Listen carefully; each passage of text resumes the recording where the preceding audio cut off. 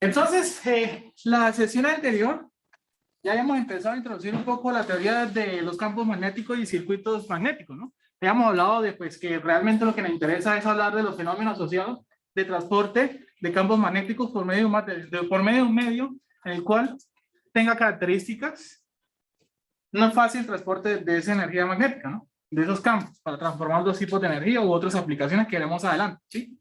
Habíamos hablado, pues, en inicio, ¿no? De ciertos materiales y sus características de emanación y magnetización, ¿cierto?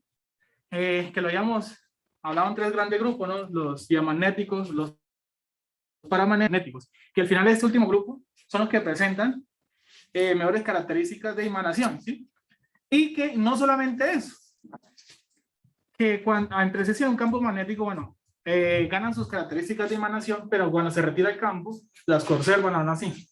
Así las conservan, ¿sí? Eso es lo que vimos en las curvas de emanación, ¿sí? Lo que nosotros vimos en las curvas de emanación, donde está la parte del retorno, la parte ya que del no retorno, hasta su saturación, ¿no? Hasta su saturación, y luego construimos un ciclo que se llama el ciclo de Stirling. Que en ese ciclo de Stirling, pues, con ese, lo que construimos era eso, ¿no? Que él mantiene sus propiedades magnéticas. Eso que fue lo que quisimos demostrar con el ciclo de Stirling. Que cuando usted empieza a variar los campos, y usted intenta desmagnetizar el material, colocando efectos contrarios, él conserva la emanación, ¿no? Él conserva la magnetización. Y que, bueno, ya entramos a hacer análisis de circuitos en los cuales, o de estructuras magnéticas, ¿sí? Hacer análisis de estructuras magnéticas, ¿sí? De elementos, de núcleos, ¿sí? De materiales los cuales están entre ellos viajando un campo, un flujo magnético, ¿sí? Se le atraviesa un campo.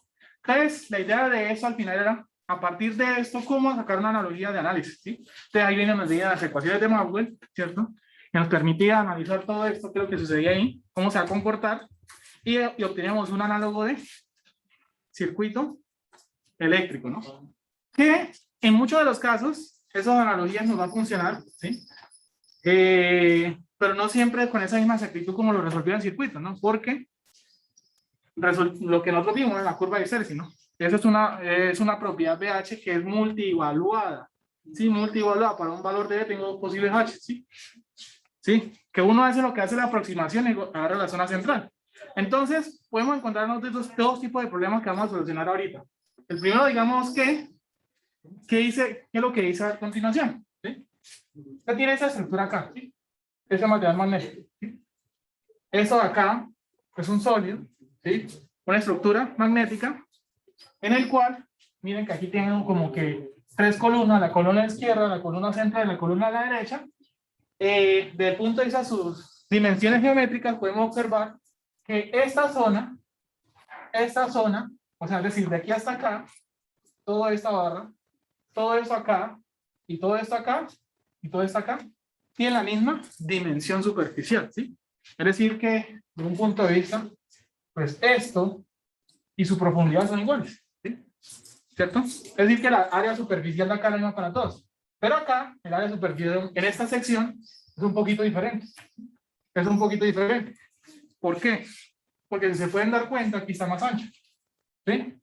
Y esa anchura es tal, según el problema, que da que la área superficial sea el doble de cualquiera de estas, ¿sí? Sea el doble de cualquiera de estas. ¿Listo?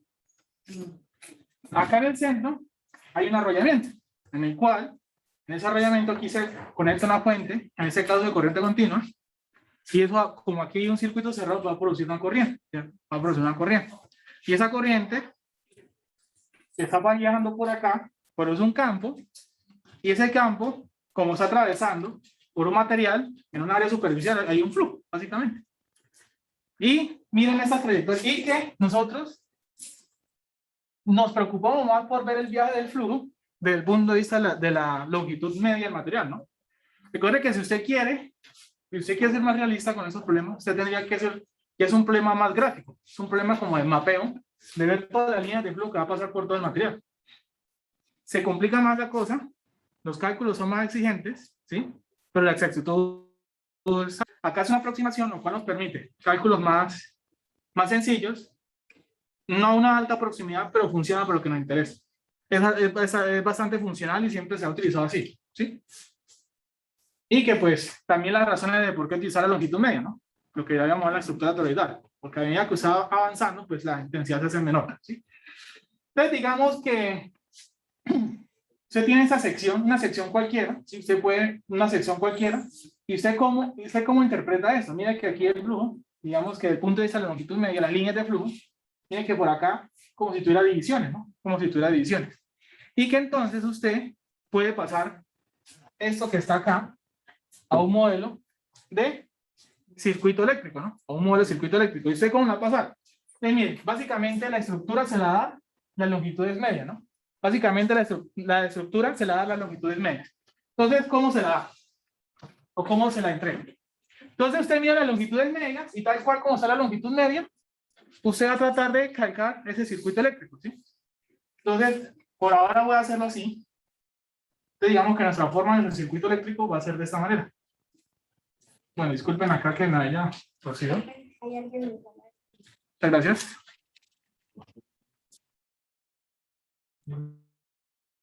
Gracias. Y tenemos la trayectoria acá, ¿cierto? Entonces, inicialmente esto lo hace así. Y ahora se va a empezar a agregar las siguientes, pues se va a empezar a reconstruir esto, agregar lo que les dice a ustedes. Entonces miren que el flujo va a viajar por la longitud media, pero ese viaje, es decir, ese transporte, va a depender de las propiedades del material. Si el material le está oponiendo como esa resistencia al movimiento, ¿no? Si se está oponiendo, ¿sí?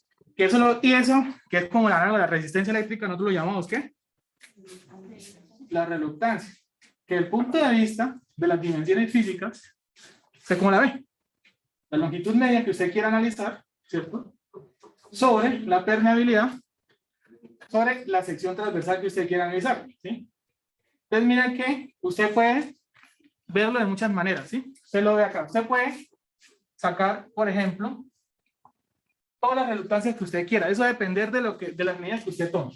Entonces, por ejemplo, me dice que la reluctancia depende de la longitud media. Usted puede tomar esta longitud y esa longitud como una sola, ¿sí? ¿Cuándo no lo puede hacer? Porque eso se puede hacer siempre y cuando en todo el camino que yo tome sea una sección uniforme, ¿cierto? Es decir, que usted aquí de alguna manera está cambiando la sección transversal. Aquí la sección transversal no cambia, es el mismo, y segundo es el mismo material, ¿cierto? Aquí todo el material es el mismo, ¿sí? Aquí, acá, en cualquier punto usted está viendo el mismo material. No es que aquí la mitad es un metal y otro tipo de metal. Entonces usted puede tomar esa decisión. Pero si usted quiere ir por partes, aquí hay una longitud media que le pintan acá. Entonces esa longitud media quiere decir que todo esto de acá lo puede representar como una única reluctancia. Eso de acá, como una única reluctancia. Y una de aquí a acá, que es una única reluctancia. ¿Pero qué característica tienen esas tres reluctancias? Tienen la misma longitud media. Tienen la misma sección transversal y el mismo mu. Entonces quiere decir que si usted quiere darle un nombre a eso, se llame, yo no sé, Rx. Usted también va a poner aquí Rx. Y ese también va a poner aquí Rx. ¿Alguna pregunta hasta acá? ¿Es claro o no es claro? ¿Listo? Perfecto. Vamos a la columna central. Solamente por ahora usted fíjese en las longitudes medias. Las longitudes medias lo que me permite es, y las dimensiones, pero sobre todo la longitud media, es como la ubicación de la reluctancia. ¿Listo? Segundo, miremosla al medio. Entonces, solamente tengo todo es una longitud, una misma sección transversal, y como yo estoy viendo acá una ¿qué? Una única reluctancia. ¿Y qué particularidades tiene? Esa L es la misma, la sección es la misma, entonces yo puedo decir que si aquí yo pongo Rx, aquí también puedo poner Rx. ¿Estamos de acuerdo? La sección de arriba y la sección de abajo, la misma longitud media, la misma sección transversal, el mismo material, quiere decir que arriba y abajo puedo poner la misma reluctancia, que se llama Rx y Rx. ¿Vamos bien? ¿Vamos bien? Ahora nos falta la de acá. Aquí es obvio que hay otra reluctancia. Pero ¿Qué sucede? Voy a llamarla, no sé, RY por ahora. Voy a poner ese nombre. ¿Por qué la tentativa de poner ese nombre? Porque aquí se nota que la sección es diferente. No obstante, miren lo siguiente. Se dice que RY, ¿quién es? Es L, que se llama longitud media, mu, por S'. Y usted lo puede reescribir como L, mu, pero S' sí, le dicen que es 2S. Que es 2 veces esta sección de acá. ¿Estamos de acuerdo? Y usted dice que Rx es L, mu, S, pues sí. Entonces, si usted hace la relación de RY con RX, usted lo puede hacer porque cuando puede relacionar dos ecuaciones cuando tengan términos semejantes. Entonces, miren que aquí usted tiene L, 2, mu S, y aquí tiene L, mu S. Entonces, lo que me dice es que RY sobre RX, ¿quién es? Un medio. Un medio, ¿sí? Entonces, yo puedo decir que RY, ¿quién es? ¿Quién es? Usted puede decir que RY es RX medios. ¿Con qué fin se hace esto? ¿Con qué necesidad se haría esto? Digamos que la idea de acá no es ponernos a hacer el análisis más largo posible, ¿sí? Porque alguien puede calcular resultancia por resultancia por resultancia. Al final, analice primero, oiga, esto es la misma longitud, la misma longitud, la misma longitud. Usted puede incluso entonces volver todo eso una única longitud. Entonces, sabe que esas tres resistencias son una sola. Aquí lo mismo, y aquí lo mismo. Y digamos que este cálculo, usted haría un cálculo diferente al de acá. No, mire que con un solo cálculo obtenemos la resultancia. ¿A qué cálculo me refiero? Ahora he hecho el cálculo de Rx. Porque usted haga Rx, obtiene todas las resultancias. ¿Por qué? Porque es que las demás están en función de ellas, ¿sí? Usted hubiera hecho RY y Rx aparte, ¿sí? No está mal, no está mal. Pero digamos que ese análisis que usted hace acá le permite incluso simplificar un análisis más sencillo y le permite con un solo cálculo obtener todo lo que usted necesita. ¿Listo? ¿Claro para todos? ¿Claro para todos? Pero un circuito eléctrico sin fuente no tiene como gracia, ¿no? Ahora, ¿dónde está la fuente de alimentación? ¿Quién es? ¿Dónde está el autor de que exista todo ese flujo? El enrollado de acá. Ese enrollado crea la fuerza magnetomotriz que hace que haga toda esa acción. ¿Y dónde está esa fuente? Acá. ¿Sí? Digamos que el enrollado afecta aquí algo de la reductancia, no. Simplemente el enrollado es la fuente. ¿Sí? Entonces, para que usted no se confunda. Ahí falta un dato que es el número de espiras. Muy bien, ahí creo que falta un dato, muy bien. El ejercicio me entrega que es 104 espiras, me corrían si estoy mal. El ejercicio adicionalmente me entrega espiras. ¿Dónde está esa fuente? ¿Se define como quién?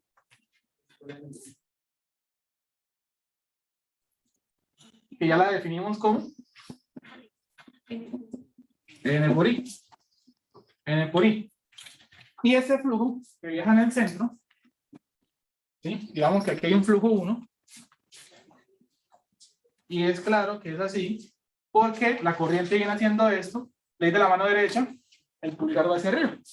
Y ese flujo, como entonces ya ustedes no piensan en esto, sino en un circuito ordinario, si ese se viene por acá, voy a llamar este el flujo de la derecha, voy a llamar este el flujo de la izquierda, simplemente. ¿Listo?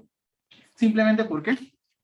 No, hombre, sí, como pasar que la columna central y columna de la derecha. Entonces, ese circuito ahí se puede reducir demasiado, ¿sí o no? Entonces, tres resistencias en serie. Entonces, usted aquí en adelante ve eso como un problema de ¿qué? De circuitos, eso no tiene más. Entonces, por ejemplo, usted viene y esas tres se reducen como una sola. Aquí una fuente, perdón, la resistencia de la fuente y la resistencia. La cual, la resistencia de aquí de la izquierda se va a llamar ahora ¿quién? 3Rx, ¿cierto? Aquí va a estar 3Rx. Aquí va a estar Rx. Y usted tiene Rx, Rx y Ry. ¿Quién es? En función de Rx. Simplemente 0,5. Rx. Es decir, que suma 1 más 1 más 0,5. 5 medios. ¿Sí? O 2.5 Rx, ¿cierto? Y acá en el centro, pues tiene su fuente. Acá en el centro tiene su fuente que se llama N por I. Y el problema le está diciendo adicionalmente. El flujo de la derecha es de este valor. ¿Sí? ya le están dando la corriente en este lado, o el flujo. Entonces ya conoce esto y dice que el flujo de la derecha es igual a ¿quién? A 10 miliwebers. El problema radica en calcular ¿quién? La corriente. Y esa corriente está metida acá. Entonces, para más, para menos, usted lo que necesita es calcular la tensión que viene por ahí. Creo que había otra pregunta adicional, ¿no? El flujo central, o solamente era eso. Solo eso, ¿cierto? Solo eso, ¿cierto? Entonces, compañeros, ¿cómo creen que se hace esto? Ley de tensiones de Kirchhoff, ¿sí? Un LDK. Necesitaría la corriente que viene por acá para tener esa tensión del LDK. Y esa corriente de acá, aquí en adelante ya creo que van a entender ustedes. Voy a llamar flujo 1. Ese flujo se reparte acá, se reparta un divisor de corriente. Te dice que entonces que el flujo de la derecha va a ser igual al total que se reparte por la resistencia donde no me interesa, 2.5, sobre la sumatoria de las dos resistencias que se está haciendo el divisor, no la incluyo. Bueno, aquí Rx, pero pues se van a dar cuenta que no va a depender ni de Rx, más 3Rx, se me cancelan las Rx, entonces el flujo 1 va a ser igual a ¿quién? Me quedaría, bueno, aquí me quedaría 2.5, todo eso se me cancela. 22. El flujo 1, 22. Me corrían si no estoy mal. Sí, estoy mal. ¿De dónde saco ese 22? Porque ya sé que aquí es 10 y creo que mentalmente aquí ya hice la operación, me da 22. Revisen si eso está bien.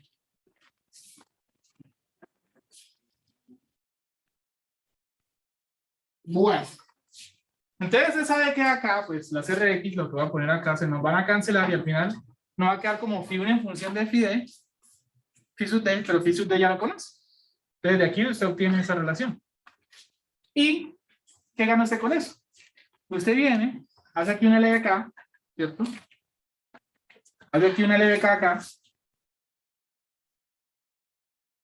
Pero no es una ley de tensión de Kirchhoff, sino una ley de fuerza magnetomotriz de Kirchhoff. Y esa LDK le dice que pues menos M por I, ¿cierto? Más Rx por phi1, ¿cierto? Más 3Rx por el flujo de la derecha es igual a 0. ¿Estamos de acuerdo? ¿Estamos de acuerdo? Por último, usted dice que entonces M por I, bueno, I pues va a ser igual a ¿quién? Pasa esto para el otro lado.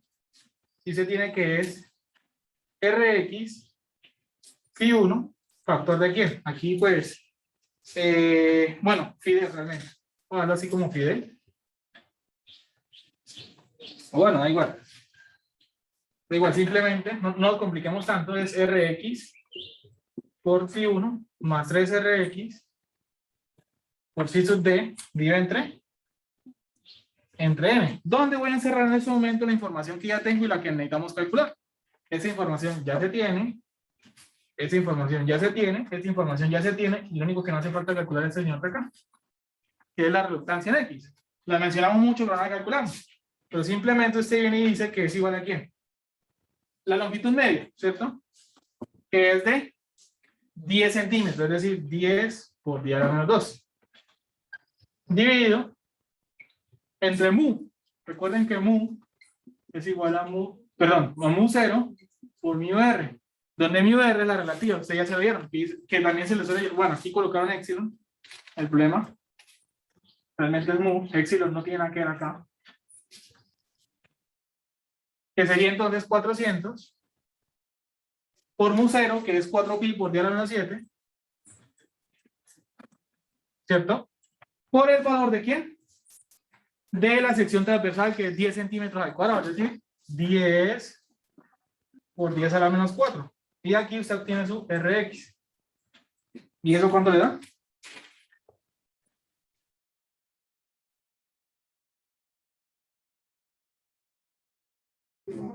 Entonces, por acá me acaban de decir que da esto. Traten de esas cantidades grandes no expresarlas así en, pues me dijeron 198.000 y pico, ¿no? Pasemos las unidades, ¿sí? A ver, kilos, megas, lo que sea, ¿sí? No tratemos de eso cantidades tan grandes así. ¿Listo? Entonces, ya completó la información que le hacía falta acá, ¿no? Se ya la completó. y al final usted despeja la corriente, ¿no? Al final usted despeja la corriente, y eso ¿cuánto nos va a dar? Entonces la corriente nos va a dar, inclusive podemos aquí hacer una pequeña factorización, que es los 198.000, ¿cierto? Henry a la menos 1. 943 por 10 a la 3.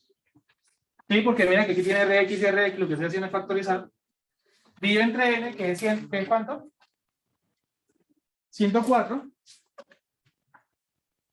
Factor de, el primero acá que es el flujo 1, que nos dio 22 milis. Es decir, 22 por 10 a la menos 3, más 3 veces el flujo a la derecha, que sería 3 por 10. 3 por 10 por 10 a la menos 3. Y eso aquí le da el valor de la corriente al final. ¿Cuánto nos va a dar ese valor de la corriente?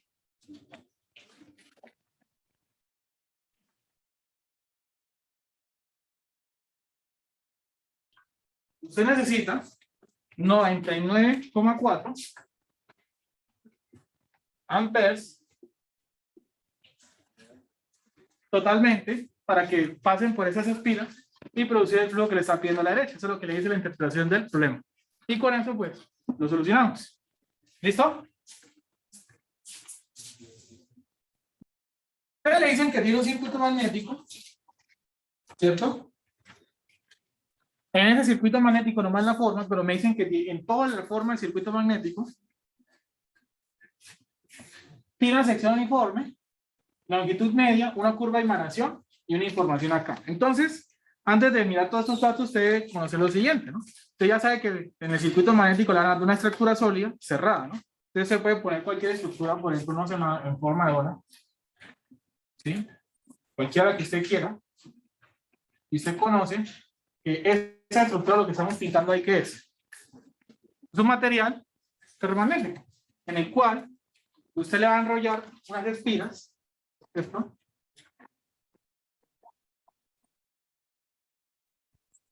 Y en esas espiras usted va a hacer, y esas espiras tienen un número, que ahí se lo dan, ¿sí? Y usted por ellas va a circular una corriente, ¿cierto? Pero esa corriente es producto de una tensión que usted está aplicando. Y que en todo el material, usted lo mira acá, y en todas las posibles ubicaciones, que decir que este diferencial que yo cojo acá de superficie es el mismo en todos. Entonces, palabra más, palabra menos, quiere decir que toda la sección tiene la misma sección uniforme, ¿sí? Una sección uniforme. Es decir, que aquí todo esto, bueno, un diferencial no realmente, sino una superficie. La que usted tome acá, va a ser la misma acá, va a ser la misma acá, la misma acá. Entonces, por eso le están diciendo que es sección uniforme, es decir, que todo tiene la misma sección transversal. Y que a su vez le entregan como dato adicional, ¿sí? A su vez, le entregan como dato adicional la longitud media de ese circuito. ¿Cierto? Y ahora sí, usted lo que le están pidiendo es cuánta la corriente que usted va a inyectar acá, desde la mano derecha, y produce un flujo que tiene un valor específico de 800 micro, pues, entonces ese es el problema, que es lo que me están pidiendo ahí, ¿cierto? Usted puede venir y tratar de tener un análogo de esto, ¿no? Es decir, un modelo de circuito eléctrico, en el cual usted, que a ver, pues solamente una trayectoria, inicialmente, es solamente una trayectoria cerrada, y empieza a agregar cosas. Digamos que toda esa trayectoria es única, uniforme, entonces usted no, simplemente con agregar una única reluctancia es suficiente. Usted puede tomar aquí tramitos, agarrar la mitad, usted puede agregar todas las reluctancias que usted quiera, pero pues no se complique tanto. Todo esto es la misma sección, una única longitud. Usted puede coger la mitad y la otra mitad y coger dos valores en serie, que da lo mismo que al agarrado todo. Como usted lo quiera repartir, da igual. Pero la idea es que no se complique. ¿Listo? Y eso le va a dar como usted un producto, le da como resultado una reluctancia. Nos hace falta transportar esto acá, que es simplemente verlo como una fuente de tensión, que para nuestro caso sería una fuerza magnetomotriz. Y ese es el modelo. Y por acá, pues viajando un flujo, que usted lo conoce. Son 800 microwarts. Y que esto se traduce como N por I. Entonces lo que le están preguntando es que, en teoría, la tensión de la fuente. Porque la tensión está ingresada o está implícito que ahí está la corriente que le están pidiendo, ¿no? En teoría no están pidiendo la tensión de la fuente. Y usted puede atreverse, como primera hipótesis, para atacar el problema, y aquí se da cuenta que no siempre la puedo usar. Se dice, yo tengo un circuito de estos bien sencillo, aquí tiramos ley de Ohm que da miedo. Dice que la ley de Ohm, simplemente, el flujo o la reluctancia, la cual usted ya conoce el flujo, y nos faltaría calcular quién.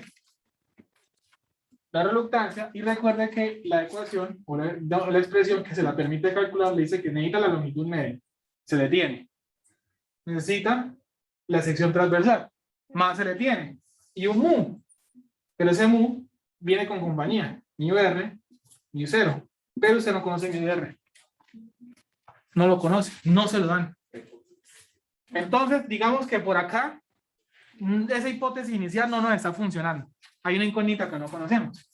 Pero entonces hay una gama de ecuaciones, las cuales vamos a empezar a desarrollar, vamos a empezar a mencionar y a ver cuándo funciona. ¿Sí? A ver cuándo funciona. Ahí no podríamos utilizar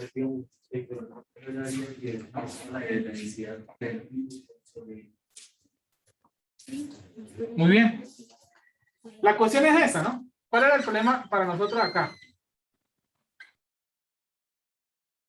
Pues tiene una curva de emanación, ¿no? B en función de H. ¿Cierto? En el caso anterior, en el problema anterior, usted sabe que estos dos están relacionados, ¿no? Usted sabe que B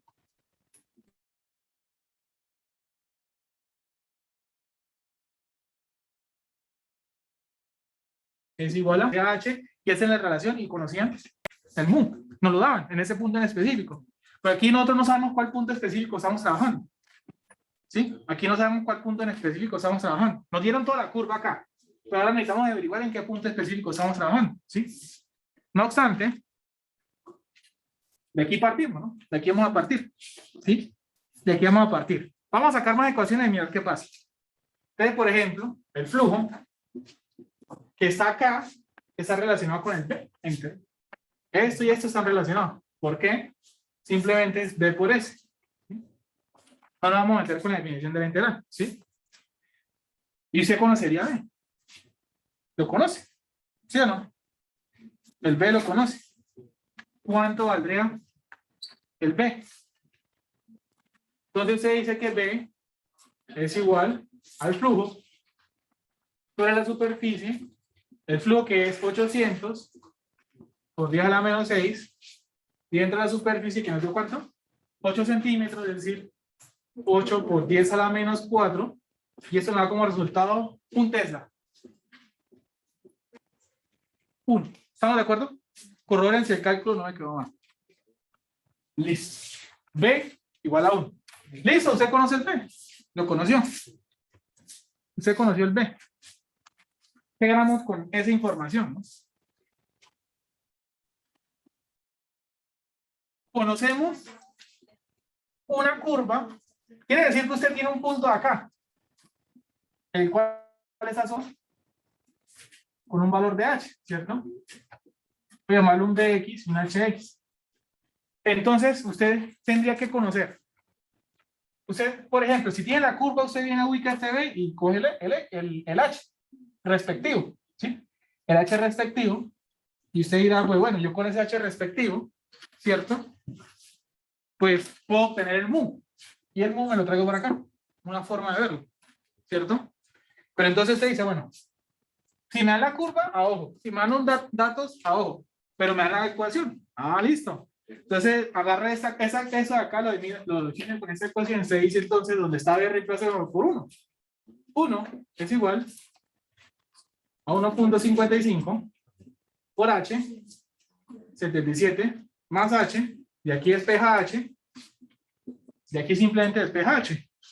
77 más H, 140. 140 amperes metros. amperes metro. No, la intensidad de campo magnético amperes metro. ¿Cómo con eso? Y usted tiene B y usted tiene H y mire qué tiene. El mu, ¿sí? Y usted dice que el mu simplemente es la relación de B sobre H, es decir, de 1 dividido entre 140. Dejémoslo así por ahora. Lo que es. Pero mira que es que el mu ya tiene, ya usted no tiene que calcular la relativa porque el mu es el producto entre los dos, ¿sí? Ya está implícito que multiplicó el mu cero por el mu relativo.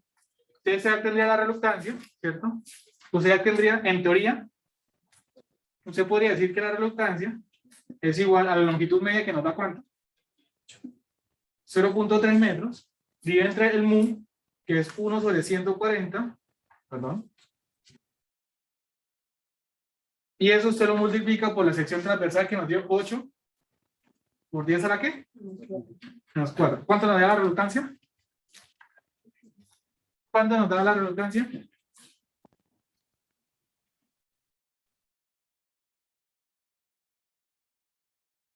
Entonces, si ya conoce para la reluctancia, ¿cierto? Y usted simplemente dice que la fuerza magnetomotriz es N por I, que es N, que ya lo conoce, 100, por I, no tiene unidades de tensión, por ahí le escuché, eso es amper vuelta, va a ser igual a el flujo, que ya se lo dieron, que es 800 por 10 a la menos 6, ¿cierto? Multiplicado por 52.5 por 10 a la 3, y esto que está acá, que lo voy a subrayar en naranja, de aquí usted puede decir de una vez que la corriente, ¿cuánto es? 800 está, se cancela con esto, está 100, 0.42. 0.42 amperes y se resuelve el problema. No obstante, no es la única manera. No obstante, la única manera, porque la fuerza magnetomotriz también se puede definir, lo dijimos, por la intensidad, por la longitud. La intensidad del campo por la longitud, ¿cierto? H por L. La vimos en la clase anterior. Entonces, ¿qué quiere decir esto? Que usted pudo haber parado hasta acá. No necesariamente tenía que hacer eso y usted venía y decía lo siguiente. Que entonces, la fuerza magnetomotriz que vuelve a ser 100 por I va a ser igual al H que usted calculó que es 140 por la longitud que es 0.3 y vuelve y nos da que la corriente nos da 0.42 amperes. De las dos maneras son correctas. Ya su experticia le dirá por donde, si usted recordaba esa ecuación, de una vez lo sigue. ¿Listo? Y resuelto el problema. Entonces, usted puede encontrar un problema en el cual le pueden entregar dimensiones de ese estilo. No voy a plantear el problema, solamente lo siguiente. Usted puede ver algo como eso. Y que usted en el problema, por alguna razón, quiere calcular la reluctancia, ¿sí? Por alguna razón la quiere calcular porque es más fácil, o que usted descubrió que por medio de la reluctancia usted puede solucionar su problema. No obstante, ese problema le puede entregar datos de la siguiente manera. Usted imagínese que usted tiene acá ese pedazo, y ese pedazo, una distancia, no sé, 60 centímetros. Y que es la misma que está acá, ¿cierto?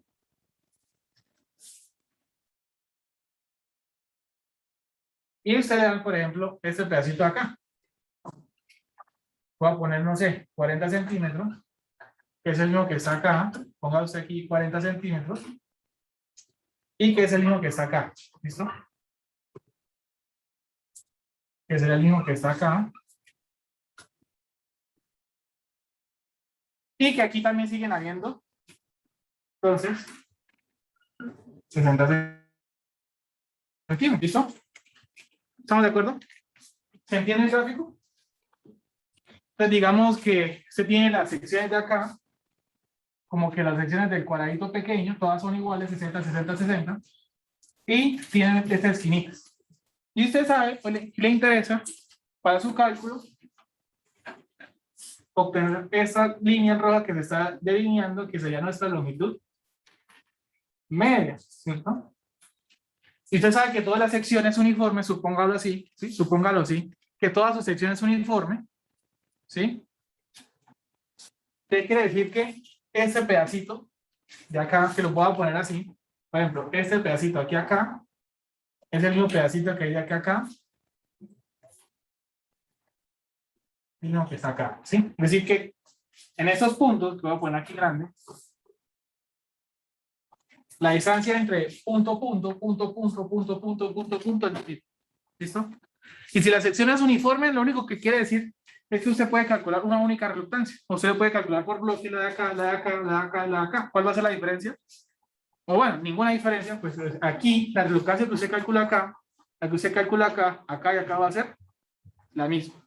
Pero la cuestión es la longitud media. Entonces, por ejemplo, usted quiere coger una de esas longitudes medias cualquiera. Entonces, mire, usted tiene acá, hacemos un zoom de esto, usted tiene un pedacito que hasta aquí vale 60 centímetros, y usted quiere ir, y usted tiene toda esta distancia, pero usted no necesita toda esa distancia, sino que necesita solamente la mitad de esa distancia. Necesita esa mitad, porque usted conoce todo esto, pero necesita llegar hasta la mitad. Y si todo esto vale 40, entonces este pedacito, ¿cuánto vendría siendo? 20. Y por el otro lado también se estaría viendo los mismos 20 centímetros, ¿cierto? En el cual, pues el completo siguen siendo los 40 centímetros. Entonces la longitud media, o sea, un tramito, ¿cuánto va a ser? Simplemente va a ser la suma de 60 más 20 más 20, nos da 100 centímetros. Entonces la longitud media total, si usted la quiere ver del todo el circuito, es 4 veces esto. Es decir, 400 centímetros. Y así usted calcularía la longitud media cuando le entregan este tipo de dimensiones así. ¿Listo?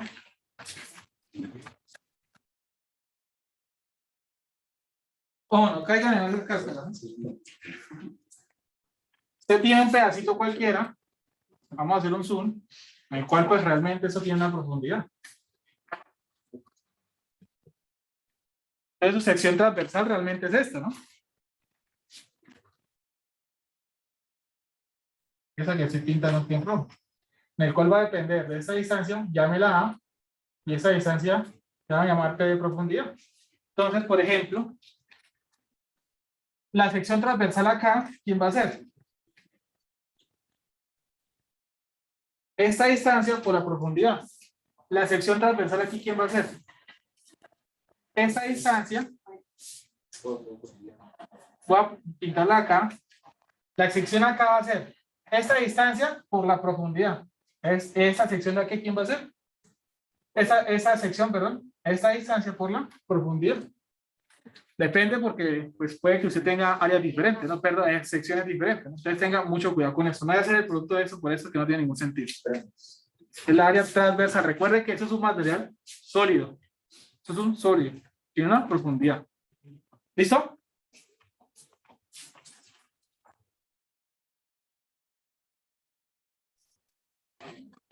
Ahora se nos viene un concepto que en la estructura de los circuitos magnéticos en algunos casos va a aparecer. ¿Sí? Entonces, eso lo vamos a algo que se llama el entrehierro. ¿Sí? Usualmente utilizan muchos términos entre hierro porque el núcleo del material magnético del circuito magnético pues es hierro, lo que más usualmente se usa, ¿sí?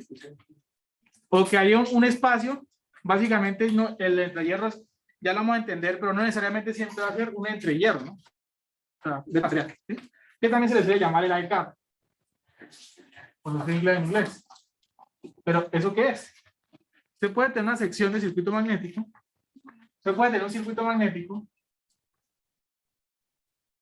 Lo que le están diciendo es que en el circuito magnético va a haber un espacio en el cual, pues, digamos que usted inicialmente conoce su circuito magnético sólido y cerrado, ¿claro? Va a haber un pedacito en el cual, en toda la sección, ¿sí? En todas las diferentes, o sea, Diferente que usted tenga la mitad de la sección acá, hasta aquí, y acá, dos materiales diferentes. Digamos que el término entre hierro viene es que usted tiene todo un material uniforme y un pedacito es diferente, ¿sí? Y un pedacito es diferente. Pero, usted tiene aquí un espacio, que puede ser aire, caucho, un aislante, no necesariamente aire, ¿sí? Pero resulta y pasa que en algunas máquinas eléctricas, el espacio de aire va a existir, ni debe existir. El espacio de aire debe existir. Sobre todo en las máquinas rotativas. En las máquinas rotativas, se tiene una parte que se llama el estator, que es donde están las... Se tiene una parte quieta, que se llama el estator, donde aquí usted va a ver espiras enrolladas en toda la periferia. Eso es simplemente una cara central. Y en el centro, algo que está girando, que está creando un campo magnético. Entonces, no tiene sentido que el estator y el rotor estén pegados porque no habría movimiento, ¿sí? No habría movimiento. Entonces, sí o sí, este espacio de aire tiene que existir. Ese espacio de aire tiene que existir, ¿sí? Digamos que no necesariamente en todo tipo de circuito magnético usted tiene que ver acá aire. Otro tipo de material. Lo ideal es que ese espacio pues sea lo más pequeño posible, ¿no? Lo más pequeño posible. ¿Sí? Sobre todo en el tema del entrehierro, que sea lo más pequeño posible, ¿sí? Entonces, esto que está acá, ¿sí? Como esta sección de acá, lo que nosotros vamos a llamar entrehierro. ¿Sí? O, pues digamos que una sección del núcleo, ¿sí? Del núcleo, no necesariamente hierro, ¿sí? Entonces, ¿qué implicaciones tiene ahí? ¿Sí? Si aquí tiene sus espiras, ¿cierto? Cuál tiene una corriente. Y es donde algunas de las analogías del circuito, pues aquí no tienen sentido, ¿no? Porque uno, por ejemplo, ve un conductor eléctrico, ¿sí? Uno ve un conductor eléctrico, imagínense un circuito sencillito así, en el cual, en un conductor eléctrico, pues no está cerrado el circuito totalmente, que es lo que uno se atreve a decir acá. Y eso está bien. Y eso está bien. Resulta y pasa, porque es que los electrones el aire no es buen conductor, pero el aire sí conduce las líneas de campo magnético. Entonces usted no puede decir aquí que el flujo es cero. No tiene ningún sentido. El flujo sí puede viajar por el aire. Lo que pasa es que entre más grande sea, al flujo le cuesta más viajar, ¿no? Al flujo le cuesta más viajar, pero siendo una sección muy pequeñita, él puede viajar. Sí, él puede viajar. ¿Sí? Entonces, pues usted aquí tiene la longitud media por la cual va a viajar el flujo. Y pues digamos que, te imaginas aquí otro material, son dos materiales, entonces como si fuera una nueva reluctancia, ¿sí? Una nueva reluctancia, es decir que si usted quiere expresar eso como modo de circuito. Y si es correcto, que no lleguen a pedir corriente, porque el flujo sí puede haber, pero el caso de que la corriente también puede llegar a existir. Pues que la corriente está en el arrollamiento, en el arrollamiento, ¿sí? Entonces usted está viendo la reluctancia del material, llamémoslo así, la reluctancia del hierro, y la reluctancia del entrehierro. ¿Sí? La reluctancia del entrehierro. ¿Sí? Y aquí tiene su fuerza. Entonces sí puede viajar ahí. ¿Sí? O sea, ¿en qué caso el flujo puede llegar a ser cero? ¿Qué material? Que sea muy mal conductor magnético o que el entrehierro sea demasiado grandísimo. ¿Sí? ¿Listo? Aquí la diferencia es que usted en el entrehierro, si usted mira sus características de emanación, pues ¿cómo van a ser? Se tiene B, H y mu, ¿quién es? Perdón, B, ¿quién es? Mu H, pero en este caso solamente existe mu 0, mu R. Entonces esta relación aquí que usted va a ver aquí es lineal. Entonces digamos que usted puede, pues, es una sección lineal. ¿Qué implicaciones tiene el entrehierro como tal? En el entrehierro, en el tema del aire puede ocurrir unos efectos que dependiendo de las características se pueden tanto despreciar como no despreciar. Entonces se hace un zoom acá. Se hace un zoom acá y está viendo lo siguiente. Simplemente estamos cogiendo este pedacito y lo traemos para acá. ¿Listo? De pronto no se nos pierda la idea. Se coge este pedacito de acá y le hice un zoom. ¿Listo? Y las líneas de campo empiezan a viajar. ¿Sí? Las líneas de flujo. Ellas, como esa distancia es muy pequeña, pueden moverse por acá y siguen viajando. Pero resulta y pasa que en los bordes, debido a que el aire también es conductor, ellas tienden a hacer esto. Y si inclusive hay algunas que se terminan dispersando, una yéndose por otro lado si el entrehierro es muy alto, que es muy grande. Si es muy corto, todas pasan. En teoría, si el entrehierro es muy cortitico, todas las líneas que ustedes llevan por acá pasan para el otro lado, solamente que las últimas se sienten, se ensanchan un poco, ¿sí? No obstante, si el entrehierro es muy grande, se pierden algunos, que es la dispersión. Digamos que para el efecto de nosotros la dispersión no la vamos a tener tan en cuenta, el efecto es muy pequeño, pero pues esto es, y que pues para nosotros vamos a llamar es un entrehierro corto. Ahorita lo vamos a definir qué quiere decir entrehierro corto. Pero en teoría lo que quiere decir es que esta distancia es pequeña. Voy a llamar esta distancia, no sé, delta. O bueno, la longitud. Más bien la longitud del entrehierro. ¿Sí? La longitud del entrehierro. Entonces, la cuestión es que usted tiene dos posibilidades. Usted puede tener en cuenta el efecto borde. Y el efecto borde lo que le está haciendo usted es que miren que la línea de campo tiene un área diferente a la de la sección transversal. ¿Sí? Es como si la sección de aquí es diferente de acá. ¿Sí? Entonces, como si usted, desde el punto de vista, a la hora de calcular la reluctancia, tiene un área diferente a la otra. Si usted expresa el efecto de borde, es decir, esto acá se llama el efecto borde. Entonces, sin efecto borde, si usted lo desprecia, usted lo que puede decir básicamente es que el área de la sección transversal del entrehierro la ciñe la misma del material. ¿Eso qué quiere decir? Pues que la sección de acá, ¿sí?, asuma la misma del entrehierro. ¿Sí? Las dos tienen la misma sección transversal. Esto es lo que le están diciendo ahí. En el tema de que usted ignora el efecto borde. Ignóralo. El efecto es muy pequeño. ¿Sí? Y segundo, ¿qué pasa si ahora tenemos en cuenta el efecto borde? Entonces, la relación de ahorita es una relación muy empírica. ¿Sí? Es demasiado empírica. Digamos que y funciona.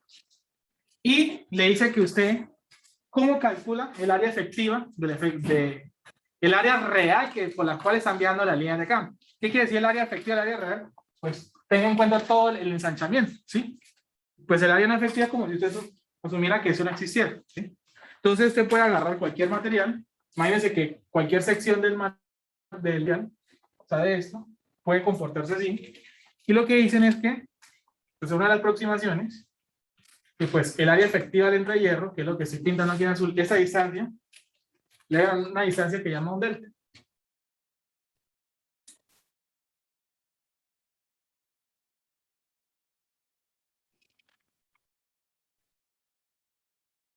Una distancia, ¿sí? Una distancia, ¿sí? Pero esa distancia ya la vamos a mirar. ¿Alguna pregunta hasta el momento? Una pequeña corrección, si estaba un poquito, se me fueron las variables. Esa separación del entrehierro es la que vamos a llamar delta. ¿Listo? Que es la misma longitud de esta que yo coloqué. Vamos a llamarla delta. ¿Listo? Porque digamos que no necesitase calcular el flujo de dispersión, pueden emplear como este mismo, hacer una analogía del entrehierro con la parte, ¿cómo se dice? Digamos que el tema de las dispersiones, usted tiene que hacer un mapeo, usted tiene que mirar todas las líneas de campo que están haciendo ahí. Entonces, todo lo que tenga que ver con flujos de dispersión y todo eso de efectos, son más métodos gráficos, ¿sí? Son métodos gráficos. Hay unas que otras aproximaciones, pero al final realmente son métodos gráficos. Entonces, una pequeña aclaración. Esta separación del entrehierro la vamos a llamar delta, ¿sí? Que aquí yo coloqué la longitud del entrehierro mismo delta, y la aproximación dice que el área efectiva del entrehierro, ¿quién va a ser? Pues el área de la sección, ¿sí? Esa acá en verde es la sección del material, y lo azul sería el entrehierro. Entonces lo que usted tiene que hacer es agregar es este pedacito que lo vamos a llamar delta medio. Delta medio es una aproximación. Es una aproximación. Y esa aproximación es muy válida para entrehierros cortos. ¿Sí? Para lo que se llama entrehierro corto. ¿Qué quiere decir entrehierro corto? Se puede tomar varios de, pues, la literatura. Lo puede definir de muchas maneras, pero una intención usted puede decir que usted tiene aquí esa distancia que le vamos a llamar, no sé, D. ¿Sí? Y usted hace la relación de delta con respecto a D. ¿Sí? Si por ejemplo, no sé, D es mucho mayor que delta, no sé, 10 veces, puede tomar ese criterio. ¿Sí? Usted puede decir que, por ejemplo, D es mayor que 10 veces delta, es mucho más grande. Se puede llamar eso, es decir, que esa distancia acá es mucho más grande que esa acá, se puede llamar eso un entrehierro corto. ¿Sí? En el caso práctico, a nosotros, digamos, en un ejercicio se dirá, asúmelo como un entrehierro corto. ¿Sí? Porque digamos que esos son criterios de la literatura. Pueden haber otros criterios. Algunos autores dicen esto, sobre todo el libro este de la MIT, de transformadores, el libro es bastante interesante, proponen algo como esto. Otros autores proponen otras cosas. ¿Sí? Digamos que es un criterio. Que eso sea muy ancho, que esta distancia es muy grande con respecto a eso, pero se llama la corta. ¿Sí? Entonces, por ejemplo, imagínense esto. Imagínense que la sección transversal de su núcleo tiene lados. Este lado que se va a llamar A y este lado que se va a llamar B. ¿Y cómo aplica esto del área del entrehierro?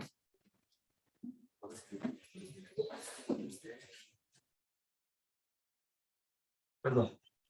Me quedó un poquito feo. Y usted entonces aquí agregó este espacio que se llama delta medios, que es el que está acá. Entonces, ¿usted qué está haciendo? Esta área acá, ¿cuánto vale el área del entrehierro en el caso de ese criterio? Pues simplemente, por ejemplo, va a ser este lado por este lado. Este lado aquí, ¿quién es? A, delta medio debe ser igual a más delta. Por el otro lado que sería B más delta. Listo. Ahí obtiene el área efectiva del entrehierro. ¿Sí? El área efectiva del entrehierro. ¿Sí? En el caso que usted considere el efecto de orden. Si usted, por ejemplo, tiene una sección circular, ¿sí? En el cual usted conoce este radio de la sección circular, y usted, por ejemplo, acá tiene esto. Entonces, este pedacito acá se sigue llamando ¿cuánto? Delta medios. Entonces, el área del entrehierro, ¿quién va a ser? Pues va a ser igual a pi por el cuadrado, por el radio va a ser igual el radio del material más el delta medios al cuadrado. Incluso en algunos ejercicios, en algunos problemas, ustedes pueden encontrar una proporción. Le pueden dar una proporción. Les dicen de una vez, no, es que el área del entrehierro es un 5% más grande que el área normal del material. Ustedes le dicen, no, ¿qué quiere decir eso? Usted en un problema puede decir, no, es que el área del entrehierro es un K, es un porcentaje, ¿sí? Del área del material. Entonces lo que está diciendo es que eso va a ser igual, pues al área del material, multiplicado 1 más el porcentaje. Pero el porcentaje, si es 20%, no colocar 20, ¿no? Pasar de porcentaje a número. Sería igual al efecto marginal. Es el mismo efecto marginal. Eso si en un problema le dicen eso, ¿no? Considere que el área efectiva del entrehierro fue un 5% más grande. ¿Sí?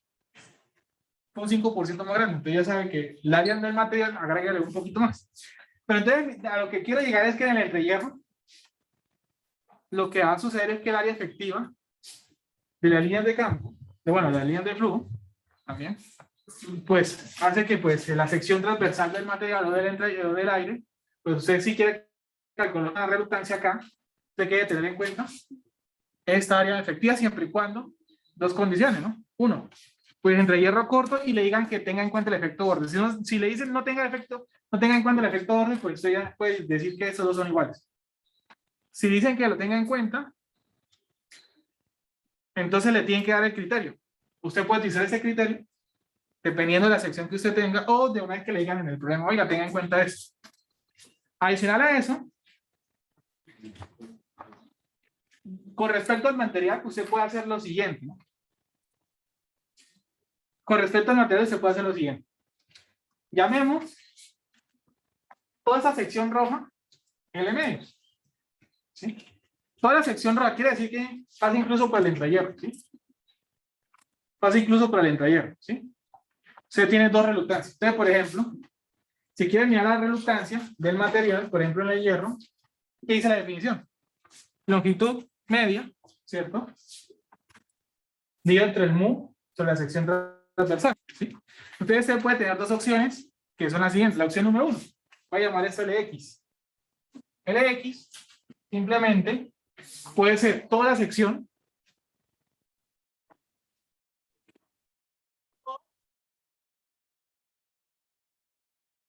simplemente es la sección menos pues el delta, el entrehierro, porque usted considera que pues esto de aquí no hace parte del material, ¿sí? La reluctancia debería ser todo el material. En algunos casos se suele incluso agregar el entrehierro a la longitud media, ¿sí? Es decir, que la longitud del material incluye la del entrehierro. Las dos, digamos que no dan la diferencia no es muy grande, ¿sí? La diferencia no es muy grande, ¿sí? Y usted se va a dar cuenta, usted hace un ejemplo, lo hace por los dos lados, es decir, que la longitud del material sea toda, incluyendo la del entrehierro, o quita la del entrehierro, ¿sí? Para el caso práctico, nosotros vamos a utilizar más esto, ¿listo? Porque pues uno, pues siendo muy estricto, ¿no? Siendo muy estricto, digamos que pues el material solamente tiene esta parte uniforme, ¿no? Esta parte uniforme, ¿sí? Y algo que se van a dar cuenta al final es que ustedes dirán, bueno, miren, todo esto es una sección uniforme y el entrehierro una cosita. En comparación de esto, usted puede tener una sección, una longitud media de 50 centímetros y es 1 milímetro.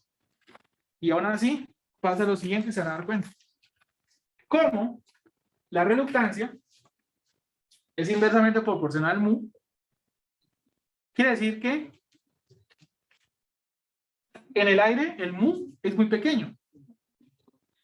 Por lo que la reluctancia sería muy grande. En los materiales ferromagnéticos, la idea es que el mu sea lo más pequeño posible.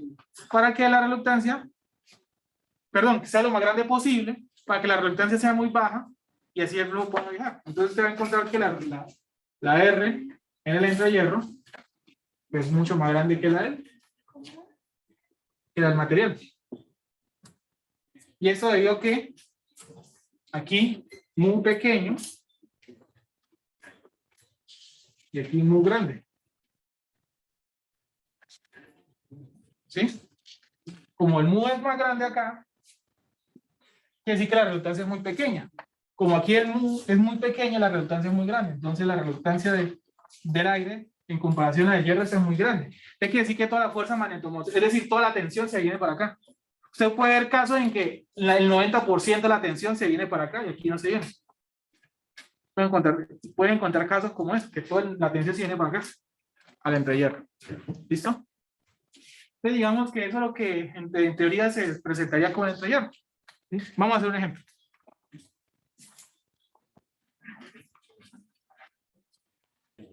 Entonces nos dan un problema en el cual nos dicen, considera este circuito magnético de acá, en el cual su sección es uniforme en todo el material magnético, ya entendemos a qué se referencia eso, ¿cierto?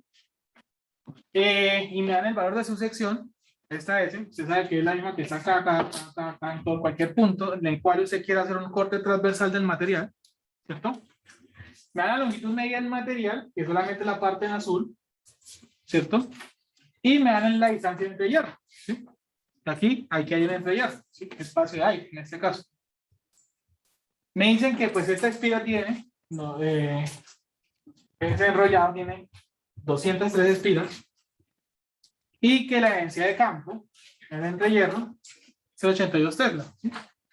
Es 82 tesla, ¿cierto? Me dicen que el material es de núcleo ideal, ¿sí? De núcleo ideal. Entonces la primera parte nos dicen calcula la reluctancia del entrehierro sin tener en cuenta el efecto Orbe. Así de sencillo, sin tener en cuenta el efecto Orbe. Entonces, la primera parte se aplica la definición y le dicen lo siguiente. Que la reluctancia del entrehierro, ¿quién va a ser? pues la longitud del entrehierro, ¿cierto? Vive entre el mu del vacío, en este caso, ya usted no tiene mu cero, perdón, no tiene mu completo como mu r por mu cero, bueno, sí, mu r sería 1, y la sección del entrehierro. En este caso, y para aterrizarlo un poco, vamos a ayudarnos con los colores, como estamos en la parte A, y esto es sin efecto orden, lo que le están diciendo es que asuma la sección del entrehierro la misma del material. Es decir, 9 centímetros cúbicos. Eso es lo que le quieren decir. Asuman los dos iguales. ¿Sí?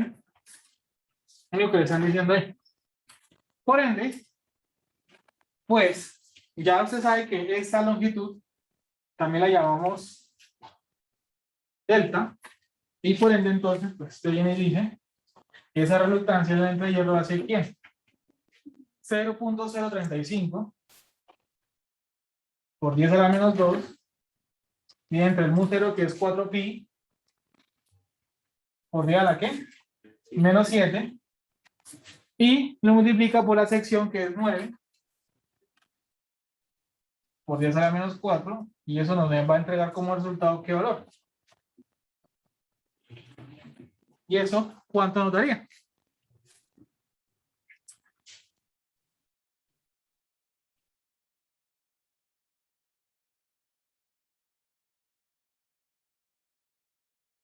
¿Listo? 309. 309.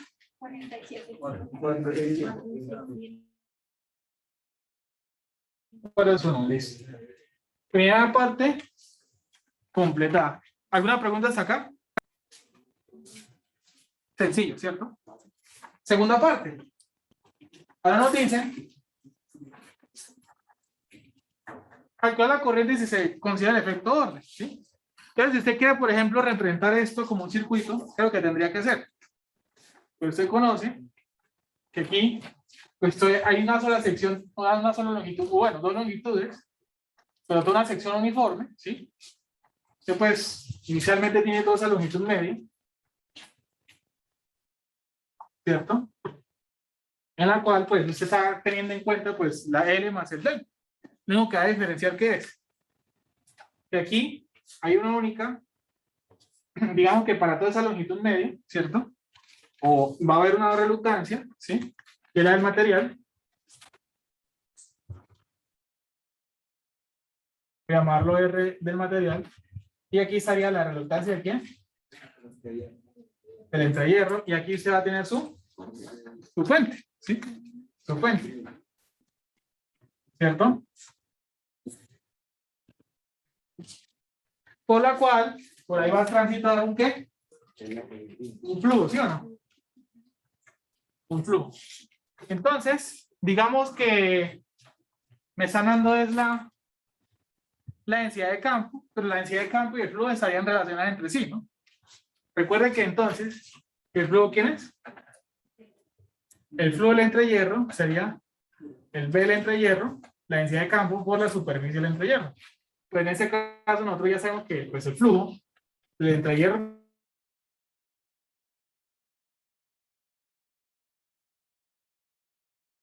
pues va a ser de alguna manera, pues usted ya tendría ese flujo, ¿sí? Ya tendría ese flujo y ¿qué procede a hacer ahora? Tendríamos que hallar la reluctancia, ¿sí? Tendríamos que hallar la reluctancia, ¿sí? Entonces, analicemos este primero, que es el material que es lo más clásico, ¿no? Pero la reluctancia del material, que sería la longitud media del material, sobre el mu del material, por la sección del material. Pero hay algo en el problema que es bastante interesante. Y es que el problema nos pareciera que usted necesitará el mu para el material, ¿sí o no? Y no me lo están dando, ¿sí? Y no me dan ni la curva. Pero me dicen que es núcleo ideal. Cuando me hablan de núcleo ideal, el mu es infinito. Es lo mismo que decir un conductor ideal. O el que ustedes llaman corto. Un conductor ideal o un material ideal. Entonces usted puede ver esto como un corto. Así de sencillo. Así de sencillo. ¿Por qué? Pues, si esto es muy grande, Yo digo un número entre algo muy grande, ¿para dónde va? A cero. Sería el cero. Por lo que entre esto de acá, este R del material, lo puede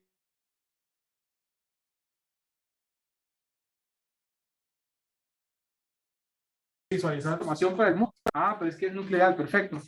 Nuclear, ¿listo? Lo ideal es que pues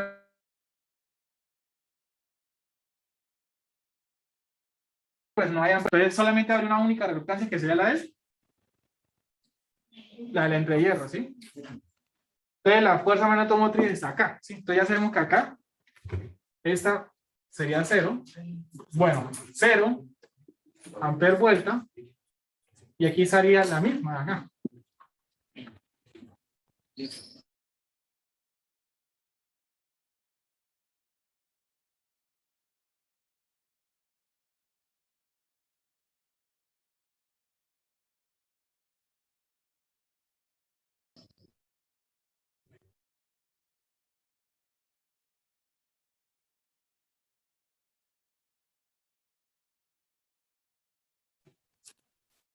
Mi problema es calcular la corriente, ¿sí? Entonces digamos que esto fue análisis de acá, pero bueno, ¿qué gano yo con esos análisis? Entonces yo puedo decir que la fuerza magnetomotriz es el flujo por la reluctancia del entrehierro, ¿sí? Por la reluctancia del entrehierro, ¿cierto? No obstante, pues me hace falta calcular el flujo y me hace falta calcular esa reluctancia. Y la cuestión es que el flujo va a ser igual a ¿quién? El entrehierro. Pues el B del entrehierro por el área del entrehierro. Eso se ya la tiene. Ese dato se ya lo tiene. Y en la reluctancia del entrehierro, pues va a ser igual a ¿quién? Al delta, que es la longitud del entrehierro, pues dividido por mu h, por mu 0, por la sección del entrehierro. Entonces, en este caso, ¿qué conoce usted? Delta y mu 0. Ustedes miren que los dos ejercicios tienen la misma incógnita. Las dos variables, la sección transversal. Y la cuestión es que estamos considerando efecto borde, entonces hay que tener mucho cuidado con eso. Entonces, quiere decir que la S del entrehierro, usted tiene que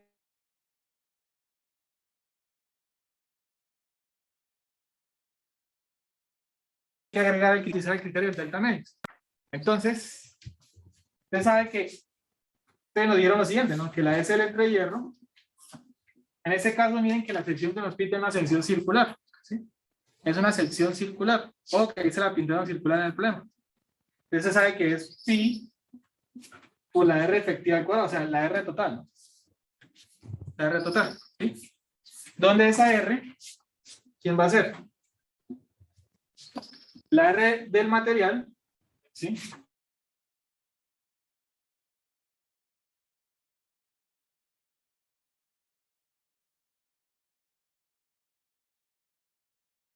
¿Estamos de acuerdo? ¿Esta R qué quiere decir?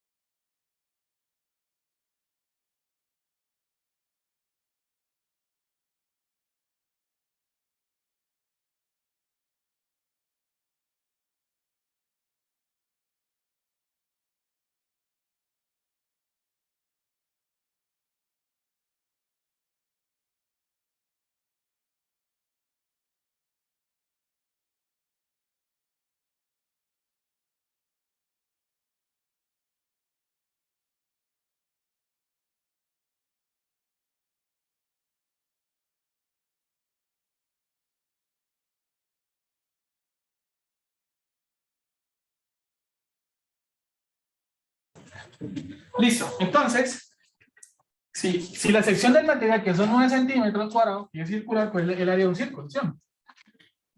Pi por R del material cuadrado. Entonces, de aquí, ¿quién estamos despegando? La R del material, que simplemente es 9 por 10 a la menos 4, dividido entre pi, y eso le sacamos la raíz. ¿Sí? Y eso le sacamos la raíz, ¿cierto? Y eso le sacamos la raíz. Con esa raíz, dejémoslo indicado para que ya, con esa raíz usted qué obtiene. El radio del material. Entonces completa esa información. Al completar esa información, ya obtiene el área del entrehierro. Y al obtener el área del entrehierro, el problema se resuelve en adelante solo ¿por qué? Porque usted partió de esta hipótesis, la inicial de acá.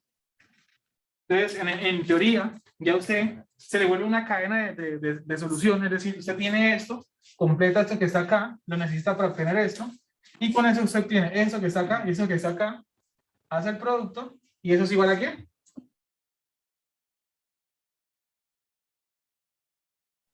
Con eso resuelve el problema, lo dejamos hasta ahí. ¿Listo? Y no podía cancelar el artículo. ¿Cómo así? O sea, el flujo,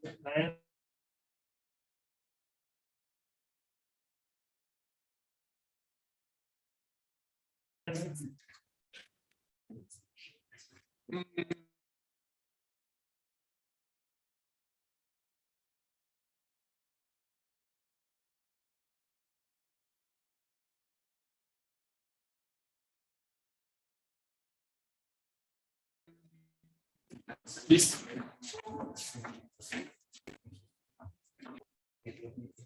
En el caso A, de que usted no tiene en cuenta el efecto borde, y usted lo puede demostrar, usted puede aquí demostrarte una vez que el B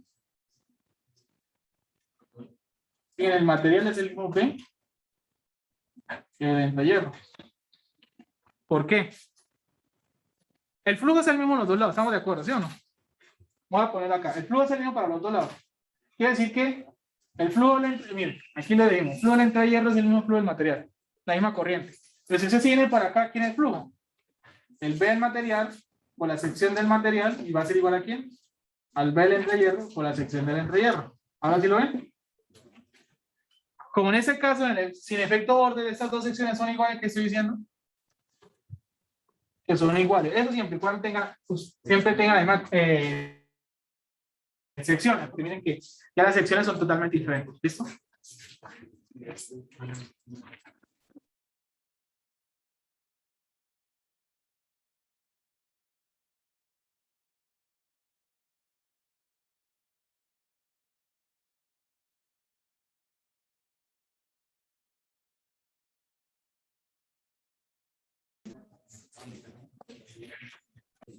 Ahora vamos a ir construyendo lo siguiente poco a poco, ¿no? Entonces, ya nos cansamos de hacer circuitos magnéticos en DC. Ahora vamos a trabajar de circuitos no magnéticos.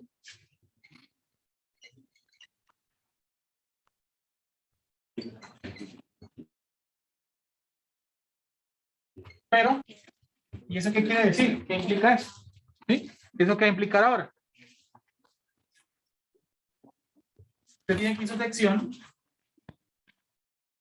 Vamos a ir poco a poco, simplemente ir introduciendo como que, bueno, que metimos ahora corriente alterna. Vamos mirando y vamos a ir construyendo los efectos poco a poco, ¿no? Los efectos y los fenómenos que nos interesa estudiar acá. En el cual acá usted tiene un arrollamiento, pero la diferencia va a ser ahora ¿qué? Que nuestra tensión de acá va a ser variable en el tiempo, lo cual va a producir una corriente variable en el tiempo y el flujo que va a pasar por la sección media del material pues va a ser un flujo que eso es la longitud media. Aquí se va a producir un flujo que varía en el tiempo, ¿sí? Así de sencillo, ¿sí? Así de sencillo. Entonces empezaremos a analizar cosas como que, bueno, ¿cuáles van a ser los efectos de acá colaterales, ¿no? ¿Cuáles van a empezar a ser los efectos que usted va a ver ahí, ¿sí? Vamos a asumir que nuestra tensión, ¿sí? la vamos a definir como raíz de 2b sub m. Raíz de 2b sub m, la clase coseno de omega t volt. ¿Sí? Raíz de 2b sub m. Y ustedes ya notarán por qué esa estrategia de escribirlo así. Donde esto representa pues, el valor pico de la función. Si usted grafica esta onda, pues es lo único que le representa es esto. Este punto acá que se llama raíz de 2 por b sub m. Si hacemos uno en ese señor de acá, solamente en la bobina, ¿qué vamos a encontrar? Puede que pues usted aquí tiene su fuente de alimentación, puede que el arrollamiento tenga pues una resistencia y una inductancia. ¿Sí? Recuerde que eso al final es una inductancia, ¿sí? Porque usted está teniendo un flujo con relación a la corriente. Flujo con relación a la corriente, ¿sí? Cantidad de flujo que usted pues entrega con relación a la corriente la definición de inductancia, como la capacitancia, ¿no? Carga por unidad de tensión. Y aquí usted tiene una tensión, ¿cierto? La misma que está acá, DT, ¿cierto? La corriente. Y por aquí su resistencia. ¿Sí? Y pues acá habrá una tensión y una tensión, ¿sí? Entonces, ¿a qué es igual esa tensión? Si hago aquí la ley de tensión de Kirchhoff, ¿qué va a ser igual a esto? Pues a R por I de T más N por de phi de T. ¿Listo? N de phi de T. Si de pronto usted no recuerda esto, ¿sí? Creo que recuerda la definición de la tensión de la inductancia como ¿quién? L y de I de T. Y L es igual a N por de phi de I. ¿Sí? Esto más adelante lo vamos a entrar con mucho detalle, pues igual ustedes ya lo conocen de su curso de teoría electromagnética y de circuitos. Estas dos expresiones, entonces simplemente estoy agregando esa parte de acá, ¿sí? De acá se multiplica por perdón. Eso aquí, usted inicialmente la tensión en la bobina, usted lo puede ver como N de phi de T, que es la solución a la ley de inducción de Faraday, ¿cierto?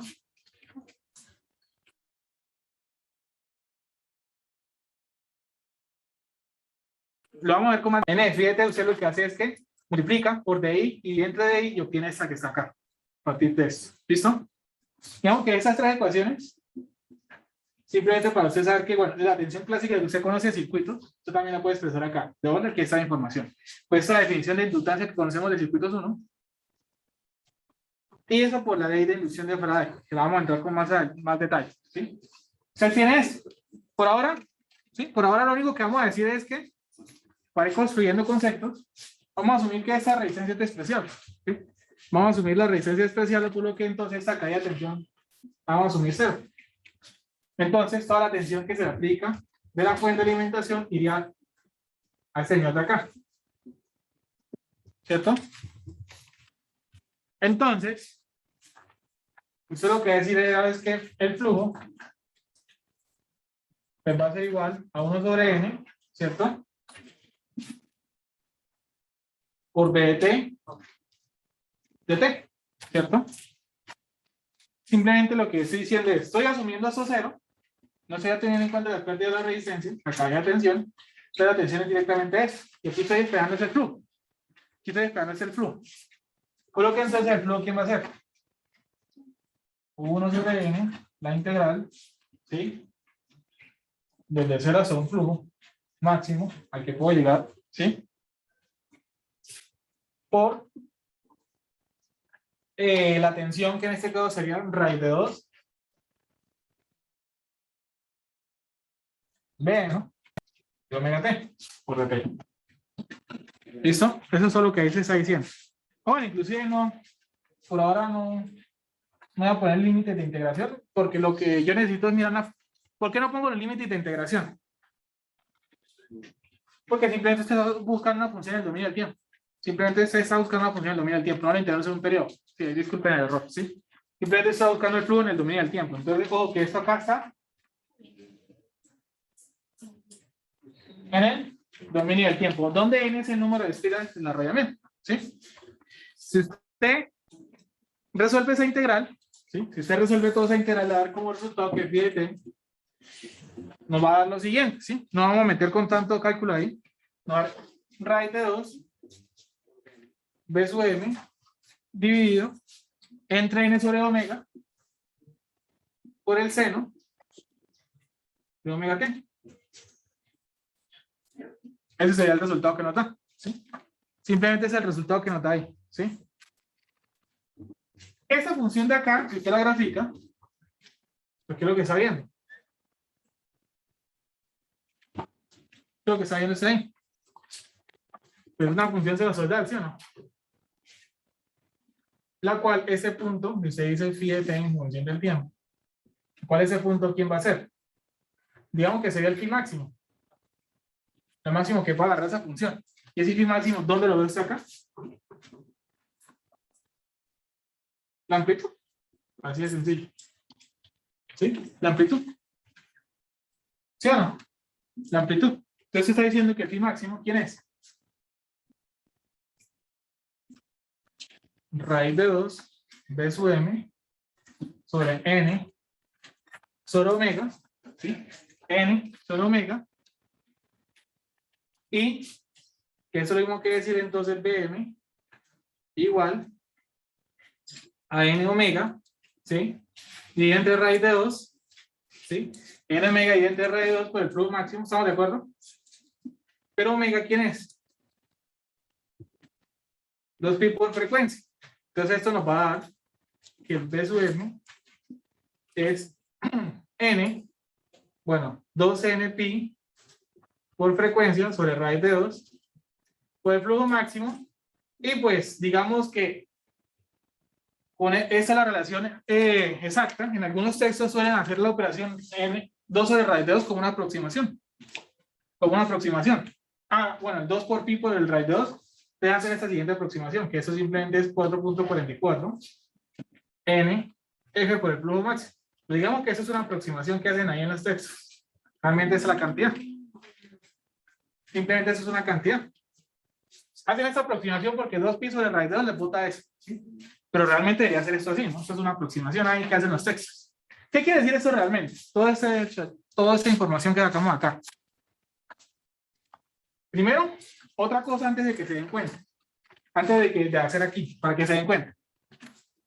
Eso acá tiene una estrategia. Ese raíz de 2 bm, ¿por qué razón se escribió así? Bm, ¿qué creen que sería? Bm, ¿a qué se les parece? Si usted ve ese raíz de 2 bm y usted tiene un criterio que le llama el valor RMS, una tensión que es ¿quién? El valor pico de la función sobre raíz de 2 que nos sigue dando BM. Entonces quiere decir que el BM es la tensión RMS de la función de la tensión que usted aplicó acá. Lo ve usted por acá. ¿Sí? Por eso se escribe así estratégicamente, para saber que el BM, entonces tengan mucho cuidado con esto. BM es RMS. Y el flujo máximo es un valor pico, porque usted podría ver un flujo RMS. ¿Sí? Que sería este que está acá. Digámoslo así. Entonces tengan mucho cuidado que el flujo está en RMS, pero en el flujo está en valor máximo, el valor pico, y la tensión está en RMS. ¿Sí? Digamos que aquí está en valor RMS, y ese es el valor pico.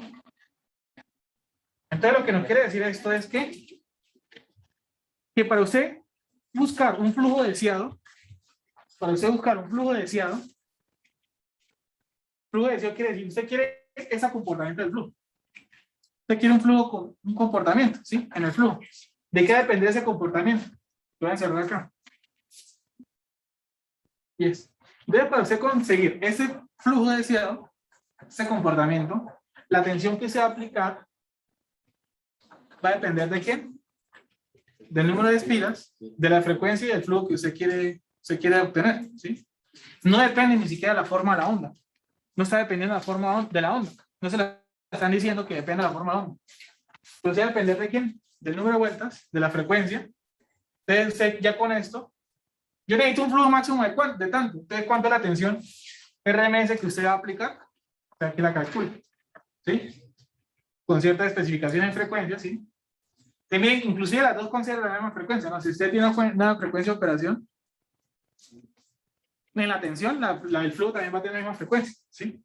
No obstante, para usted saber la tensión que usted necesita para obtener este pico, sí está dependiendo de la frecuencia, ¿sí? Entonces, usted ya con eso sabe cuánto es el valor de RMS para obtener este flujo constante, ¿sí?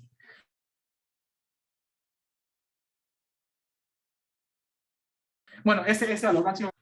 Y para culminar, lo que estamos viendo. Primero estamos introduciendo circuitos magnéticos con corriente alterna. Entonces, miren que aquí la tensión que se va a aplicar es un poquito diferente a lo que usualmente digamos el N por I.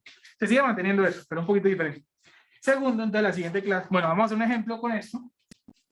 Pero entonces, listo, el circuito magnético en alterno se queda acá. Entonces lo que vamos a mirar es cuáles serían los efectos o cómo serían los modelos de circuito magnético en presencia de esto. ¿Sí? ¿Será que cambian los modelos o qué va a suceder ahora en adelante? ¿Listo? Veamos ahí.